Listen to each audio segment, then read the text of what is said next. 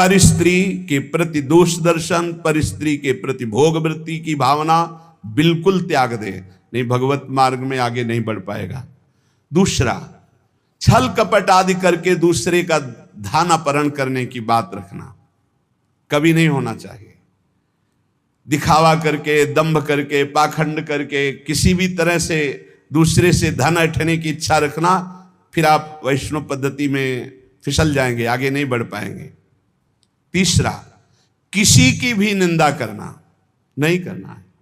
पर निंदा बिल्कुल ना सुननी है ना करनी। अगर वैष्णव धर्म में स्थित रहना है, परम आनंद प्राप्त करना है, पहला नियम किसी भी माता बहन के प्रति काम भाव नहीं। दूसरा नियम किसी के भी धन को किसी भी तरह से ठगाई ना करे। तीसरा, पर निंदा ना सुने ना पर निंदा करे। चौथा, जो संतों ने भोजन निषेध किया वो नहीं करना चाहिए। मांस, मद्य, मछली, अंडा और जैसे प्याज लहसुन, इनको त्याज्य। प्याज लहसुन तमोगुणी है, तमोगुणी होने के कारण इसका त्याग किया गया है। वो अंदर से भजन की वृत्ति छीण करता है, तुम जान नहीं पाओगे। इसीलिए संतों ने अनुभव करके इसका प्याज लहसुन निषेध है केवल तमोगुण के कारण। वो तमोगुण की वृत्ति बढ़ाता है। तमोगुण जो है निद्रा, आलस्य, प्रमादोत्थम तत्तामस मुदाहृतम, भजन में निषेध है, इसलिए निषेध किया गया है। और मद्य, मांस, मछली, अंडा ये तो बिल्कुल निषेध किया गया है। वैष्णव होकर अगर इनकी तरफ या भक्त होकर जरा भी ऐसी दृष्टि रखता है तो पाखंडी है, वो भक्त नहीं है जो ऐसे जीवों को कष्ट देकर अपना उदर पोषण करना चाहे। पांचवा, वर्ज में मन से, वाणी से, शरीर से किसी की हिंसा न करे। ये काया वाचा मानुषा अगर किसी को दुख देता है तो भगवत मार्ग में नहीं चल पाएगा। इसलिए भगवत मार्ग पुष्ट करने के लिए स्वयं कष्ट सहे, दूसरों को कष्ट न दे। आचरण, जो अपने धर्म के आचरण उन्हीं का पालन करे। जो हमारे गुरुदेव ने, हमारे आचार्य ने हमारा दिनचर्या बना दी, जो हमारा नियम बना दिया, हमको उसी के अनुसार चलना है। अपने आचार्य प्रदत्त धर्म में स्थित रहने में कभी संकोच न करें। दूसरा क्या करता है मैं नहीं देखना, हमारे आचार्य ने जो हमें आदेश किया हमको उसी मार्ग में चलना है। जो विधि निषेध किया गया उसका पालन करें। ये नहीं करना, ये करना है, इसे विधि और निषेध कहते हैं। विधि कहते हैं ये करना है, निषेध नहीं करना है। जो कहा गया है वैसे ही चले। प्रभु को प्रसन्न करने के लिए संतों के जो उपदेश है वो सर्ववंद्य हैं। इसलिए अपने धर्म के अनुसार जो आचार्य ने आपको उपदेश किया, गुरु ने उपदेश किया, जो ऐसे चलता है वो कर्म बंधनों पर विजय प्राप्त कर लेता है। 15वां, वैष्णव का परम स्वभाव है परोपकार करना, दूसरों को सुख पहुंचाना। सर्वम विष्णुमयम जगत, सब भगवत स्वरूप है। वैष्णव का धर्म है समस्त भूतों में भगवत भाव करके व्यवहार करना। कई बार चर्चा की कि किसी से व्यवहार करना तो पहली दृष्टि पड़ने पर उसमें राधा वल्लभ लाल देखो, मेरे प्रभु राधा वल्लभ लाल विराजमान हैं। अगर भगवत भाव नहीं किया तो पुण्य क्रिया भले हो जाए, वो भगवान की प्राप्ति कराने वाली क्रिया नहीं। इसलिए अच्युत भावना विहीन कर्म का ज्यादा महत्व नहीं, भगवत भावना युक्त किसी से भी उपकार, ये बहुत बड़ा धर्म है। कोई बीमार है, कोई कष्ट में है, कोई वृद्ध शरीर है, हमें अवसर मिले तो हमें सेवा करनी चाहिए। अगर हमारे पास अर्थ है, कोई बीमार है, वो अर्थ की अव्यवस्था कारण सही औषधि नहीं उसकी हो पा रही, हमें कूद पड़ना चाहिए, हमें सहयोग करना चाहिए। धन की सार्थकता है इसी बात में कि दूसरों को हम सुख प्रदान कर सके। परोपकार सबसे बड़ा धर्म है। परहित सरिस धर्म नहीं भाई, पर पीड़ा सम नहीं अधमाई। श्री तुकाराम जी कह रहे हैं, पंडित हो या बालक हो, मूर्ख हो या विद्वान हो, जो नाम को पकड़ लेता है वो सब ज्ञान प्राप्त कर लेता है। सब ज्ञान, बात पकड़ लीजिए। पहले मास्टर जैसे बालक को हाथ पकड़ करके लिखवाता है काखा गाघा, फिर एक दिन वो पूरा का पूरा शब्द पढ़ लेता है। ऐसे प्रारंभ में गुरुदेव साधन बताते हैं, बहुत ही कड़वा लगता है, लेकिन जब वो तो सब ज्ञान उसके अंदर जागृत हो जाता है, सब वैराग्य भक्ति सब अंदर जागृत हो जाता है। क्या जुगनू कभी सूर्य की तेज की समानता कर सकती है? अन्य जितने साधन है सब जुगनू वो भी चमकते हैं, और सूर्य है नाम, नाम की समानता कोई अन्य साधन नहीं कर सकता। इसलिए सूर्य स्वरूप भगवान के नाम का निरंतर गाय, अन्य साधनों की तरफ दृष्टि मत दो। अखिल जगत महासुख से पूर्ण नजर आएगा जिस समय निरंतर नाम चलेगा। लीला मात्र भगवान का ये माया क्षेत्र है, एक लीला मात्र। ऐसे तर जाओगे तुम्हें समझ भी नहीं पड़ेगा, सुख पूर्वक संसार से तर जाओगे। इस माया जाल से समाप्त होने के लिए तुकाराम जी कह रहे हैं, केवल मुख से तुम नाम उच्चारण करो, भवबंधन अपने आप छिन्न भिन्न हो जाएगा। केवल नाम उच्चारण करो। ये बड़े बड़े महापुरुषों के वचन हैं। भाव सिंधु से पार हो जाओगे बिना प्रयास के, सुख पूर्वक यदि नाम जप करोगे। नाम जप की रुचि और बढ़े, इसीलिए ठाकुर सेवा का सौभाग्य मिला है। जैसे जैसे हृदय पवित्र होगा अपने आप नाम जप स्फुरित होने लगता है। तो जब ठाकुर सेवा का तुम्हें अवसर मिले तो जरूर दौड़ भागो, क्योंकि वो नाम जप में प्रीति बढ़ाएगा। ठाकुर सेवा, श्री जी की सेवा ये तुम्हारे भजन की वृद्धि कर देगी। भगवत मार्ग है, प्रेमियों का मार्ग है, इसमें अलग दैन्य भाव होकर पद गायन कर रहे हैं और एकदम अपने को नीच समझ करके प्रभु की सेवा में लगे। बड़ी कृपा है जो हमसे सेवा करवा रहे हैं, नहीं तो पापाचरण भी तो शरीर से हो सकते हैं। दो बातें यदि हो रही तो तुकाराम जी कह रहे हैं कि नाम जब बहुत शीघ्रता से निरंतर चलने लगेगा यदि श्री जी की सेवा और श्री जी के गुणों का गायन, लीला गायन दैन्य होकर, जैसे राजा के सामने कुछ चंद धन के लिए उनका जस गाते, ऐसे हम प्रेम के लिए अपने आराध्य देव का जस गाते हैं। श्री तुकाराम जी कह रहे हैं कि बड़े बड़े देवता भी इच्छा करते कि मृत्यु लोक में मानव देह में हमारा जन्म हो जाए, तो हम ऐसा भजन करेंगे कि भगवान को प्राप्त कर लेंगे, स्वर्ग से भी ऊंची स्थिति प्राप्त कर लेंगे। और तुम मृत्यु लोक के भोगों में फंसकर भगवान को छोड़ रहे हो। तुकाराम जी कह रहे हैं स्वर्ग के देवता इच्छा करते कि कभी भगवान हम पर कृपा करें, हमें मृत्यु लोक में मानव देह दे दे जिससे मैं भजन करके भगवान को प्राप्त करूं, और तुम मृत्यु लोक के भोगों में भगवान के भजन को छोड़ रहे हो। स्वर्ग के देवता स्वर्ग और स्वर्ग के भोग छोड़कर मृत्यु लोक में मानव देह में आकर भजन करके भगवान को प्राप्त करना चाहते हैं। आपको सहज में अवसर मिला मानव देह, अब मृत्यु लोक के भोगों में फंस करके नाम जप मत छोड़ो। इंद्रियां ये कलह करती ही रहेंगी यदि भगवत प्राप्ति नहीं हुई थी। मुझे ये भोग भोगना है, नेत्रेंद्री कहेगी मुझे देखना है, श्रवणेंद्री कहेगी मुझे सूंघना है, जनेंद्री कहेगी मुझे भूंगना। ये सब इंद्रियां, घ्राणेंद्री सूंघने की तरफ, श्रवणेंद्री सुनने की तरफ, भोग इंद्रियां भोगने की, कितनी कलह है। ये कलह तब तक बनी रहेगी जब तक भगवत प्राप्ति नहीं होगी। कल एक प्रश्न कर रहे थे कि मैं बैंक में ऑफिसर हूं, मेरी कामना थी कि मैं एक बड़ा पदाधिकारी बनूं, तो बन गया, लेकिन मुझे शांति क्यों नहीं मिली। मैं अधिकारी हूं, मेरे पास सब भोग सामग्री जो जो मैंने कामना की थी सब, फिर भी मन अशांत क्यों रहता है। होगा एक ही मन को विश्राम भगवान के चरणों से ही मिलेगा। तब लग कुशल न जीव कहूं, सपने हो मन विश्राम, जब लग भजत न राम कहूं, शोक धाम तज काम। कह रहे हैं यहाँ तुकाराम जी, इंद्रियां परस्पर कलह करती रहेंगी जब तक भगवत साक्षात्कार नहीं होगा। जब इंद्रियों में अशांति, मन में अशांति, तो तुम्हें शांति का कैसे अनुभव हो जाएगा। देखो बहुत ज्ञान की बात, तुम शरीर के रोम गिन सकते हो लेकिन भगवान की विभूतियों को नहीं गिन सकते। और जब तुम नाम जप करोगे तो सारी विभूतियां आप पर कृपा करेंगी, सारी विभूतियां आप पर कृपा करेंगी। मेरी जिससे प्राप्ति होती है वो शुद्ध पुण्यात्मा होता है। शुद्ध पुण्यात्मा वही है जिसके मुख में मेरा नाम होता है।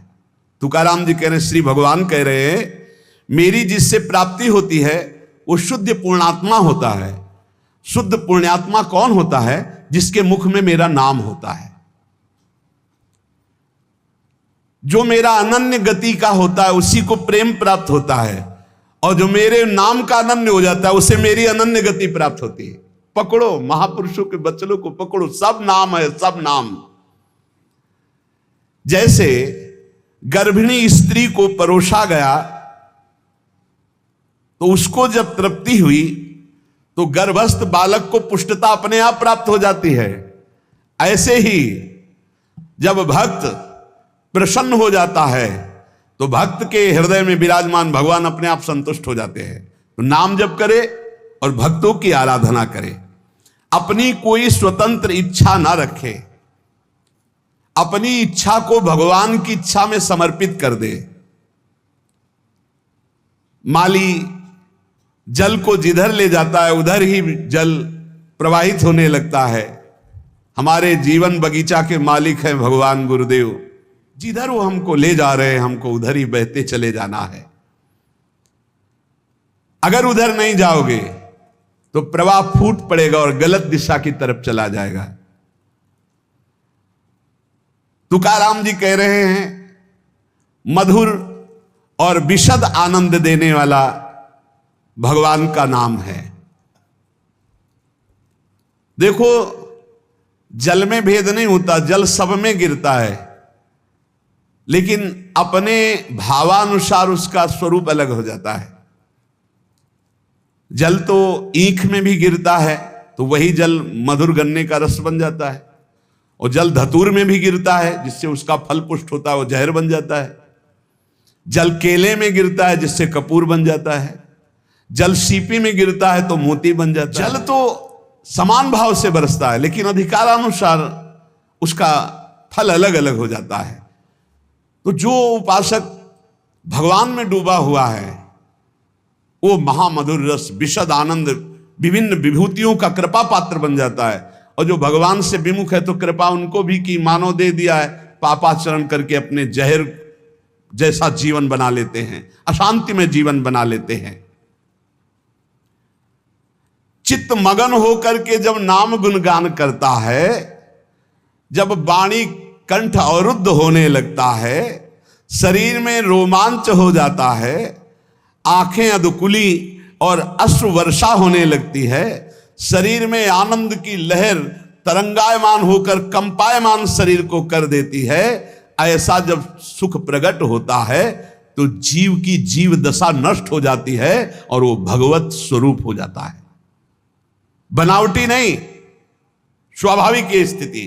जब नाम गुण कीर्तन करते हुए ऐसी मस्ती छाती है, आपाद मस्तक, शरीर के चरण से लेकर मस्तक तक रोमांच हो गया, आंखें अधखुली हैं, चेष्टा रहित है, आनंद जल अश्रु रूप में बरस रहा है और ऐसी लहर आनंद की उठ रही कि शरीर कंपायमान हो रहा है। महासुख अलौकिक रस जब प्रकट होता है ऐसा, तो जीव की जीव दशा नष्ट हो जाती है और अपने स्वरूप में स्थित हो जाता है। संसार में रहते हुए, क्रिया करते हुए कोई कैसे मुक्त हो सकता है बिना अक्रियत्व आए? क्योंकि जो क्रिया करेगा उसका कर्म बनेगा, कर्म बनेगा तो अवश्य में भोक्तव्यम कृतम कर्म शुभाशुभम। तो कह रहे हैं तुकाराम जी, नटनाट्य अवधे संपादिले सोंग, ये जगत का स्वांग रचा है उस परमात्मा ने रचा है, तुम भी उसी स्वांग के एक हिस्से हो, बस स्वांग मात्र करो, सच्चाई से नहीं। तुम न किसी के सच्चे पति हो, न किसी के पुत्र हो, न किसी के पिता हो, न किसी की पत्नी हो, तुम भगवत स्वरूप हो। स्वांग मिला है, स्वांग करो। सच्चाई है कि मैं ईश्वर के नाम रूप लीला धाम में निरंतर चित्त को जोड़े, ये सच्चा नहीं है, झूठा है। ना तुम कुछ दिन के जो बने हुए पति हो, ना शाश्वत पति नहीं हो, तुम पहले नहीं थे, बाद में भी नहीं रहोगे, बीच में कुछ दिन के हो, लेकिन शाश्वत है सच्चिदानंद प्रभु। श्री तुकाराम जी कह रहे, नटनाट्य अवधे संपादिले सोंग, ये स्वांग है, ये नट का नाट्य है, बिल्कुल नाटक जैसा करो। सत्य है भगवत नाम, भगवत रूप, भगवत लीला। क्या कोई अंगारों की सेज पर सुख की नींद सो सकता है? तो उत्तर आएगा नहीं। तो क्या खटमल की चारपाई पर सुख की नींद सोच सकता है? तो बोले नहीं। तो बोले ऐसे ही भोग वासना, नाना प्रकार की गंदी वासना ये क्या तुम्हें सुख चैन से सोने देंगी? अनंत जन्मों से जलते हुए चले आ रहे हो, आगे भी जलना पड़ेगा। नहीं, आगे बढ़ो, संसार के मार्ग में नहीं, भगवत मार्ग में, तभी सुख से विश्राम कर। गोस्वामी, जाकी कृपा लवलेस ते मतिमंद तुलसी दास हूं, पायो परम विश्राम, राम समान प्रभु नाही कहूं। पायो परम विश्राम, आप चैन की नींद। काहू के बल भजन को काहू के आचार, व्यास भरोसे कुंवर के सोवत पाव पसार। चैन की नींद, ये अंगारों की सेज पर पड़ना है, जो भोगों में, जो नाना प्रकार की वासनाओं, मानो खटमल की चारपाई पर, कहां चिंता शोक भय से युक्त कहीं नींद आती है। जब तक देह भाव है प्यारे कि मैं स्त्री हूं, मैं पुरुष हूं, तब तक बंधन को प्राप्त हो। भाव ही देह भाव को नष्ट करेगा, भगवत भाव कर्म बंधनों को नष्ट करेगा। दही मत कर जब उससे मक्खन निकाल लिया जाता है, तो मक्खन छाछ में डालने से ऊपर ही रहता है, कभी डूबता नहीं है। जब तक मथा नहीं गया था तो एक में ही एकम एक था, और जब मथ कर दही को मक्खन निकाल लिया गया तो फिर उसे छाछ में छोड़ दो, फिर नहीं मिल सकता।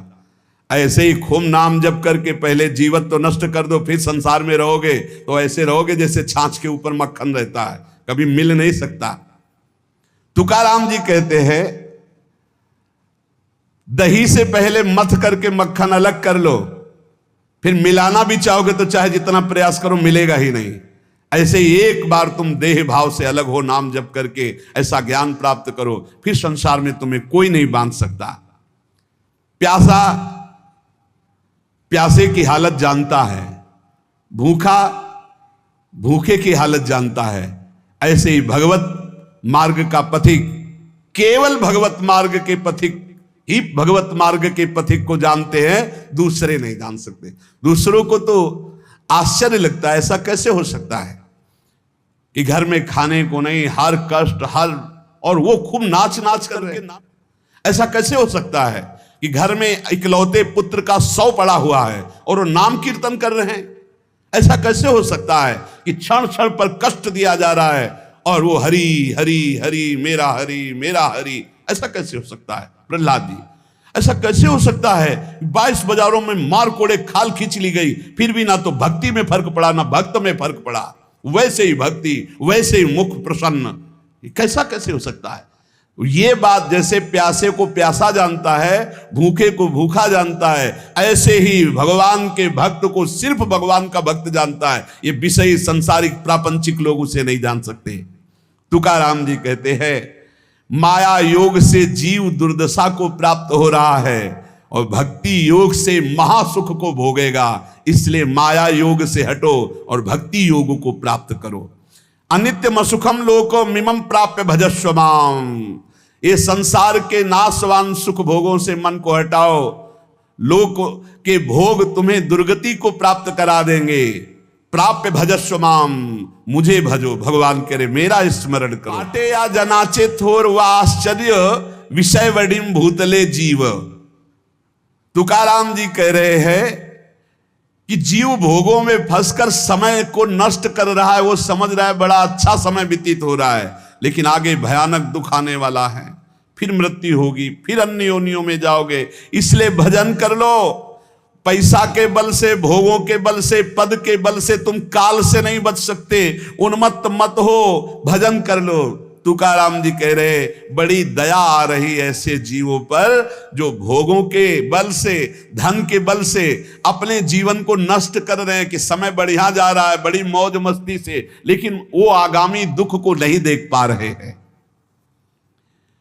अरे ये मुझे ना भजे ऐसा कौन सा बल है इनको मिल गया कि निश्चिंत होकर भोगों में पड़े हुए हैं। भगवान को भी दया आती है कि ये जीव कैसा भूला हुआ है। इनमें कौन सा ऐसा दम है जो अंत काल में तुम्हें काल से बचा सकता है? रुपया में, पत्नी में, पुत्र में, पति में, परिवार में, धन में, किसमें ऐसा बल है जो तुम्हें मृत्यु से बचा सके? जब मृत्यु से नहीं बचोगे तो फिर अगला जन्म होगा, फिर उस योनि में नया ये कब तक चलता रहेगा?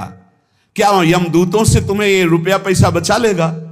क्या यमदूतों के दंड से तुम्हें ये नाना प्रकार के शरीर संबंधी लोग बचा लेंगे? नहीं। तो विद्या बचा लेगी, वयस बचा लेगी, प्राणियों का रिश्ता नाता तुम्हें बचा लेगा। अरे अब होश में हो जाओ। संसार काल का कलेवा है, इसमें कोई नहीं बचेगा, सब मरेंगे। इसलिए नाम जप कर ले, अपने को बचा ले। बचाना क्या है? देह भाव से हट गए, बच गए। भजन के बल से देह भाव से हट गए तो मृत्यु का प्रवाह देह में होगा, आपके ऊपर नहीं। आप परम पद को प्राप्त हो जाएंगे। जीव, तू मृत्यु को मत भूल। मृत्यु को बड़ा चस्का लगा है लोगों के मारने का। वो किसी को नहीं बख्शती, सबको मारती चली जाती, रौंदती चली जाती है। एकमात्र नंद नंदन यशोदा नंदन है, मृत्यु से बचा सकते हैं देह भाव रहित करके। चाहे कोई कितना बुद्धिमान हो, क्या चीनी से ऊख बना सकता है? गन्ना बना सकता है? गन्ने से चीनी तो बन गई, लेकिन चीनी से गन्ना खड़ा कर सकता है फिर? कभी भी, कितना भी बड़ा विज्ञानी हो, गन्ने से चीनी बन गई, गन्ने का रस फिर उबाला गया, फिर वो चीनी बनने के अधिकार में आ। पर चीनी से गन्ना बना सकता है? तो बोले नहीं। तो बोले वैसे दिमाग खर्च कर ले, तू जन्म जन्मांतर में मृत्यु के चक्कर में पड़ा हुआ है। जब तक तू भगवान का भजन नहीं करेगा तब तक तू सुख नहीं प्राप्त कर सकता। सुख सिंधु से तू प्रकट हुआ है, अब सुख सिंधु का भजन कर ले, नहीं तो तू सुख सिंधु खड़ा नहीं कर सकता संसार में। मकान बना के करोड़ों अरबों रुपया जमा करके नाना प्रकार, जैसे चीनी से फिर ऊख नहीं बनाया जा सकता, ऐसे तू लाख उपाय कर ले अपनी बुद्धि से। इस दुखालय संसार में तू है सुख स्वरूप, लेकिन तू सुख नहीं पा सकता बिना सुख सिंधु का भजन के। गर्भवास में तूने वादा किया था कि हर जीव वादा करता है, एक बार मुझे यहां से निकाल दो, मैं भजन करके भगवान को प्राप्त करूंगा। अरे उस वादे को भूल गया। भगवान शेषनाग भी अपनी 2000 जिह्वा से जिनका नाम गुणगान करते हैं, वेद भी जिनका नेति ने, उनसे वादा किया था तूने कि एक बार गर्भ से बाहर कर दो, मैं तुम्हारा भजन करूंगा।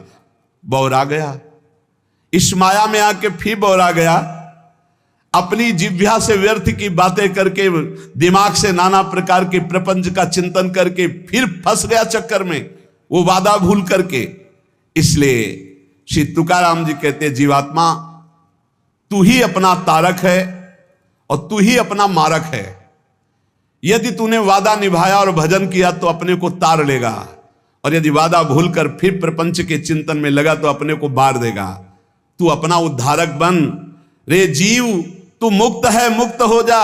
सोच, ये संसार तेरे को कभी सुख नहीं दे पाया, तो अब क्या तुझे सुख देगा? इसलिए जैसे भोजन पाने से तृप्ति होती है एक एक कवल से, ऐसे एक एक नाम से संसार से वैराग्य, स्वरूप का बोध और भगवान से प्रेम होता है। इसलिए निरंतर नाम जप करो, जो हमारे जीवन का परम लाभ है। नाम, हर समय नाम जप करते रहो। जहां संत जन मिले दौड़ कर जाओ, चरण वंदना करो, उनके वचन सुनो। भगवत चर्चा सुनने से नाम जप में बड़ा उत्साह होता है। भजन न होई संग बिन, भजन बिना नहीं प्रेम, और भजन के बिना भगवत प्रेम नहीं हो। प्रेम के बिना इस संसार से मुक्ति नहीं, क्योंकि जब भगवत प्रेम होता है तो शरीर राग नष्ट हो जाता है। ये बड़ा कष्टमय शरीर है। अभी भगवान कृपालु हैं, आपको कष्ट का समय नहीं आया इसलिए आप नहीं समझ पा रहे हैं। नहीं, बड़ा कष्ट करना ही है, जी नहीं सकते। बड़ी मतलब आप समझो, अगर स्थिति ना हो तो प्रतिपल कष्ट का समय है। प्रतिपल कष्ट, अगर भगवान का चिंतन न हो तो क्या चिंतन है, क्या कष्ट का चिंतन है। हर समय कष्ट, तो ये क्या हमारे ऊपर है? क्या सब जीव को भोगना पड़ेगा। आपकी लंबी यात्रा है, हजारों जन्म बार बार ले लेकर भोगना, इसलिए ऐसे भोगों में फंस करके तुम्हें भुलावे में माया डाल रही। इसलिए हमारी प्रार्थना है, इसी जन्म में भजन करके जो कष्ट मिले सह करके मुक्त हो जाओ। बस यही जीवन का परम लाभ है। निरंतर नाम जप ही सब शास्त्रों का, सब भक्तों का है। देखो तुकाराम जी की बात सुनी कि पूरा जीवन कष्ट में, यहां तक ऐसी स्थिति आई कि अन्न के बिना पत्नी मर गई, बच्चे प्राण पोषण के लिए अन्न नहीं रहा, लेकिन भक्त ने अपनी निष्ठा नहीं तोड़ी। निरंतर नाम कीर्तन, संत चरणामृत, संत चरण रज का सेवन करके ऐसी ऊंचाई पर पड़े कि आखिरी में जब तो भगवान वो कह रहे, देखो भगवान श्री हरि विमान लेकर आ रहे हैं। भगवत पार्षद आए, विमान आया, सबसे प्रणाम किया और विमान में चढ़कर तुकाराम जी भगवान के धाम को गए। भक्तों के शरीर ऐसे छूटते हैं, उनको स्मृति ही नहीं रहती कब शरीर छूट गया, और दिव्य देह से भगवान के समीप चले जाते। यही लाभ लेने के लिए हमें जन्म मिला है। खूब नाम जप करो, किसी का बुरा मत करो, किसी की निंदा मत करो, ये सब